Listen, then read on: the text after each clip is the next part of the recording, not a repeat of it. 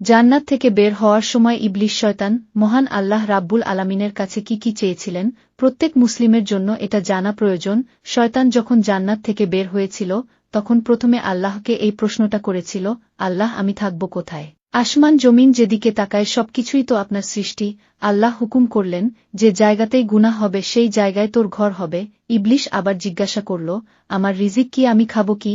তখন আল্লাহ বললেন, যে বান্দা বিসমিল্লাহ না বলে যে খাবারগুলো খাবে সেটাই হবে তোর খাবার। ইবলিস শয়তান জিজ্ঞেস করল, আমি পান করব কি? আল্লাহ বলেন, মদ তোর খাবার পানি হবে। শয়তান আবার বলল, আপনি আদম সন্তানদেরকে কিতাব দিয়েছেন, আমার জন্য কি দিবেন? আল্লাহ বললেন, তোর জন্য রয়েছে জাদুর কিতাব। শয়তান সর্বশেষে বলল, ইয়া আল্লাহ, আপনি মানুষদেরকে দোয়া আর সেজদা দুইটা হাতিয়ার দিয়েছেন, আমাকে একটা হাতিয়ার দিন। তখন আল্লাহ বলল, তোর জন্য সবচাইতে বড় হাতিয়ারই হল নার, যাকে দিয়ে তুই ইনসানকে ভুল পথে নিতে পারবি। আল্লাহ আমাদের সবাইকে শয়তানের হাত থেকে রক্ষা করুন, আমিন।